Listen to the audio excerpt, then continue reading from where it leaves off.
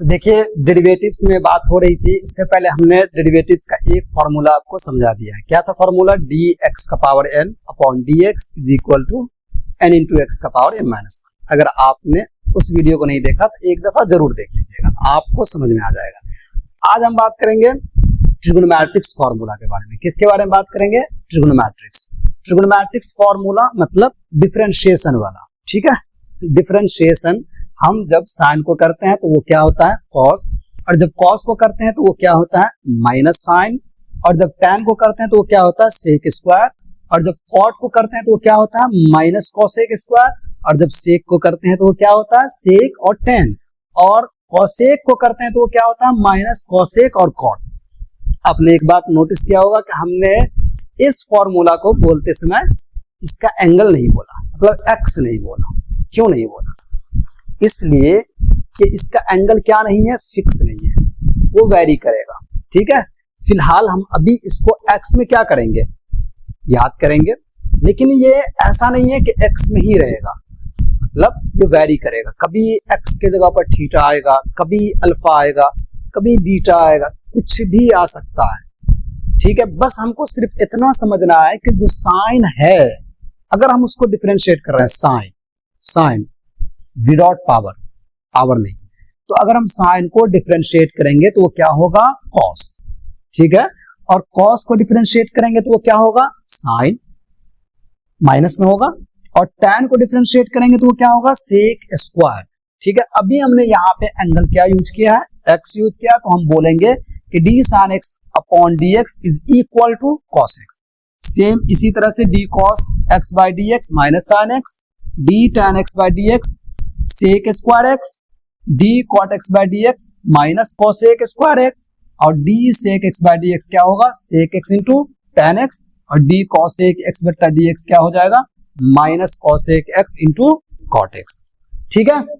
चलिए समझते हैं, हम एक फॉर्मूला को लेते हैं और उसका अप्लाई समझते हैं। अगर एक फॉर्मूला का भी हम अप्लाई समझ गए तो बाकी 5 हम आसानी से कर सकते हैं, क्योंकि सीधा सीधी खेल किसका है? ट्रिग्नोमेट्रिक फंक्शन के एंगल ही इसमें क्या है? मेन एक्टर है। लीड में कौन रहेगा? एंगल रहेगा। और हमको याद क्या रखना है कि साइन क्या बनेगा? कॉस, ठीक है। इसी तरह से सेम जो यहां लिखा गया है, तो हम इस पे क्या करते हैं? कोई भी एक फॉर्मूला पकड़ते हैं और उस पे क्या करते हैं? बात करते हैं। चलिए तो हम देखते हैं, आपको ध्यान से देखिए। जैसे मान लीजिए अभी हम आपको एक क्वेश्चन की तरह समझाने की कोशिश करते हैं। आपको दिया हुआ है y is equal to sine, और यहां दे रखा है, मान लीजिए क्या कहते हैं? cos x। क्या दे रखा है? cos x, ठीक है। और हमको कह रहा है कि आप फाइंड कीजिए dy bye dx।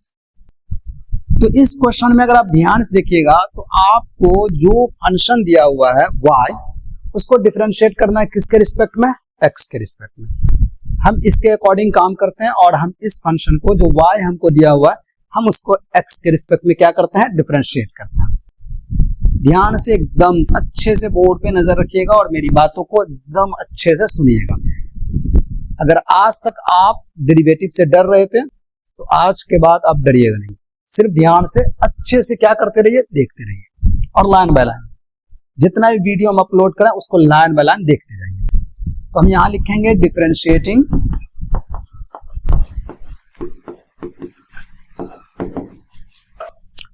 With respect to x. X के रिस्पेक्ट में क्यों? क्योंकि यहां हमको कह रहा है वाई को किसके रिस्पेक्ट में डिफरेंशिएट करना है? एक्स में, ठीक है। तो वी गेट, देखिए हमको क्या मिलता है। हम लिखेंगे यहां d y by d x is equal to d sine cos x, और नीचे क्या लिखेंगे? हम तो लिखेंगे यहां डी एक्स, क्योंकि हमको इस फंक्शन को डिफरेंशिएट करना है किसके रिस्पेक्ट में? एक्स के रिस्पेक्ट में। सही है, ठीक है। अब आप बताइए, अभी हमने आपको क्या बोला? हमने अभी आपको बोला कि साइन जो है वो चेंज होके क्या बनेगा? कॉस, लेकिन इसमें मेन एक्टर लीड में क्या रहेगा? एंगल रहेगा। अभी आपने जब फॉर्मूला को देखा है तो वो फॉर्मूला क्या था? फॉर्मूला था D sine x upon d x, वो क्या होता है cos x। इसमें क्या है, इसका एंगल क्या है x है। देखिए यहां अगर x है तो यहां भी क्या है x है, तभी जाकर के ये क्या बना है cos x बना है। मतलब इसका मतलब है कि अगर यहां मान लीजिए x है और यहां x नहीं है, यहां कोई भी और चीज है, अनदर चीज है, मान लीजिए थीटा है, तो आप इसको cos x नहीं लिख सकते हैं। तो क्या आप cos थीटा लिखिएगा? नहीं नहीं, आप cos थीटा भी नहीं लिख सकते हैं, आप इसको cos थीटा भी नहीं लिख सकते हैं। ये तभी चेंज होगा जब इसका एंगल नीचे आ जाए। जो भी एंगल है यहां, जो भी है उससे मतलब नहीं है, जो है उसका नीचा होना क्या है कंपलसरी है। मतलब कि अगर आप साइन लिखते हैं और इसका एंगल कुछ भी आ जाए, कुछ भी मतलब मान लीजिए हम कह रहे हैं कि इसका एंगल क्या आ गया आम आ गया। ये एग्जांपल हम बार बार देते हैं, ठीक है ना। मान लीजिए इसका एंगल आम आ गया तो नीचा भी आपको आम ही चाहिए, धतूरा से काम नहीं चलेगा, आम ही चाहिए, तभी जाकर के ये आपका क्या होगा cos आम होगा। मतलब इसका और इसका मिलना कंपलसरी है। इसीलिए फॉर्मूला समझाते समय हमने ये नहीं कहा d sin x by dx cos x होगा, हमने कहा sin cos में चेंज होगा। अगर sin x है तो cos x होगा, ठीक है। अगर नीचा भी x आ रहा है तो d sin x upon dx cos x, d sin theta upon d theta cos theta, d sin alpha upon d sin d alpha cos alpha, d sin beta upon d beta cos beta, d sin arm upon d arm cos arm, ठीक है। तो अब आप हमको बताइए सोच करके अच्छे से कि यहां जो आपको x के पोजीशन पे क्या दिख रहा है। जो आपने फॉर्मूला में देखा है कि x है, यहां पे आपको cos x नजर आ रहा है, एकदम 100% नजर आ रहा होगा।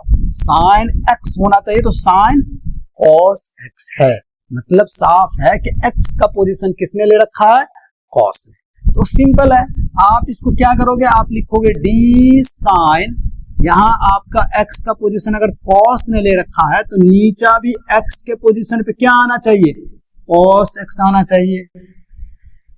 आप कहोगे सर ये क्या है, यहां था dx, आपने cos x डाल दिया, ये कैसे हुआ? डालना पड़ेगा, बिना डाले हुए काम नहीं चलेगा, क्योंकि इसका और इसका मिलना कंपलसरी है। हाँ ठीक है, हमने ये अगर अपने मर्जी से डाला है, मान लीजिए d cos x को हमने यहाँ अपने मर्जी से डाला है, तो हम यहाँ इसको क्या कर देते हैं क्रॉस कर देते हैं, ताकि ये और ये क्या हो जाए बैलेंस हो जाए, ठीक है ना। थोड़ा इसको साइड करते हैं।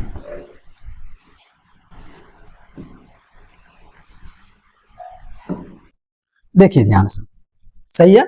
देखिए इसका और इसका मिलना कंपलसरी है, जब तक ये मिलेगा नहीं ना तब तक ये डिफरेंशिएट ही नहीं होगा। अब यहां आपने क्या डाल दिया d cos x। अब बताइए cos यहां किस पे डिपेंड कर रहा है, x पे, तो नीचा क्या हो जाएगा dx हो गया ना।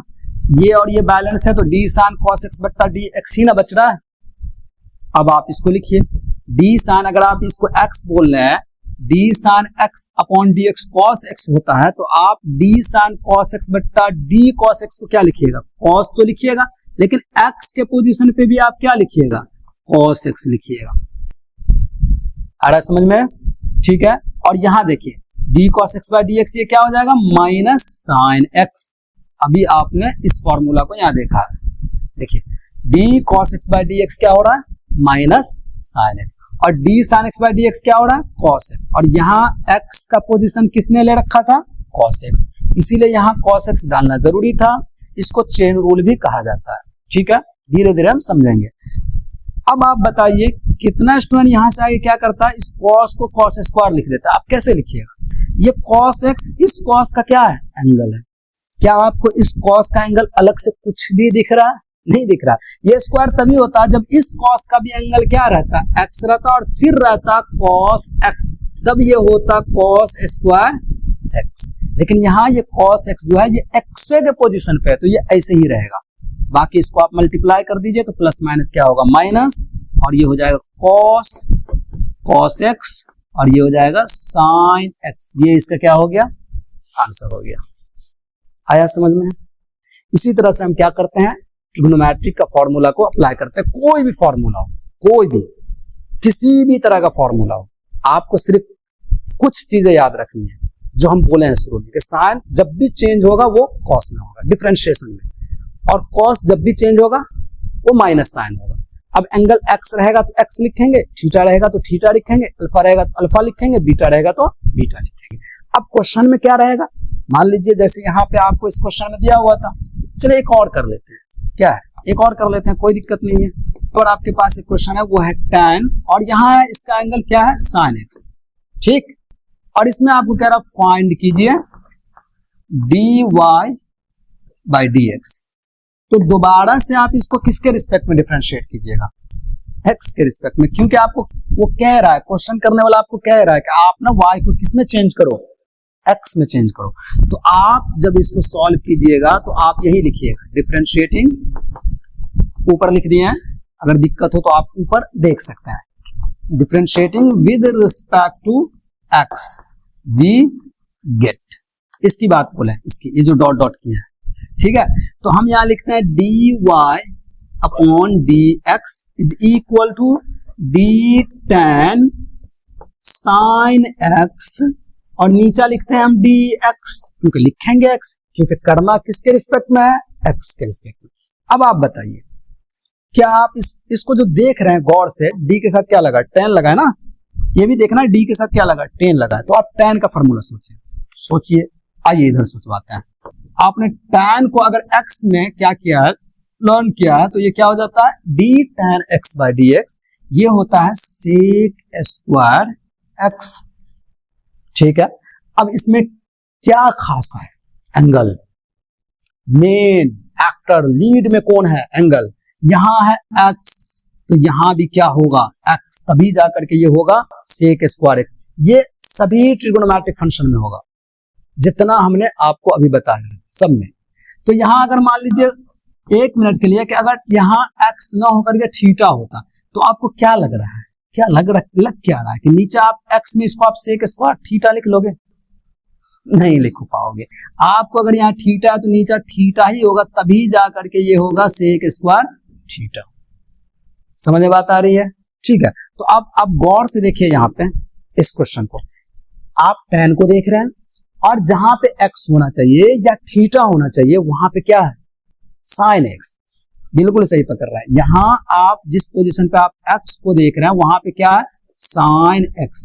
तो अगर यहां sin x है तो यहां भी इस x के जगह पर क्या होना चाहिए, sin x होना चाहिए। ये क्वेश्चन में लिखना नहीं है, बस हम आपको समझा रहे हैं, एकदम बेसिक से चल रहा है। एक दफा क्वेश्चन भी आएगा, एकदम लॉन्ग क्वेश्चन, सब क्वेश्चन करेंगे, एक दफा हम फॉर्मूला को क्या कर लें, कंप्लीट कर लें अच्छे से, तब मजा आएगा आपको एक्सरसाइज बनाने में।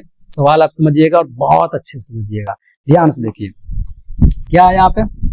हम इसको लिखेंगे d tan, और इसका एंगल क्या है sin x, और आपने अभी समझा कि अगर यहाँ x है तो नीचे x होगा, यहाँ थीटा है तो नीचे थीटा होगा, यहाँ अल्फा है तो नीचे अल्फा होना चाहिए, कुछ भी हो सकता है। तो यहाँ sin है तो नीचे क्या होना चाहिए, sin x। अब आप ही बताइए, ये sin x तो आपने अपने मर्जी से डाल दिया है ना, इस क्वेश्चन को तो आपने डिफरेंशिएट किया था x के रिस्पेक्ट में, sin के रिस्पेक्ट में तो किया नहीं था।